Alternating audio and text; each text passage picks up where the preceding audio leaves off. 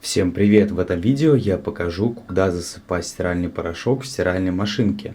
Итак, для этого мы открываем вот этот отсек. И здесь у нас есть несколько делений. Обычный порошок засыпается в это деление. Как видим, что здесь есть обозначение, такая ванночка с двумя полосками. Это специальный отсек для основной стирки. Вынимаем вот эту штуку и засыпаем сюда порошок. Также есть отсек для предварительной стирки. Он обозначается ванночкой с одной полоской. То есть сюда тоже засыпаем порошок перед стиркой, после чего засыпаем сюда порошок для основной стирки.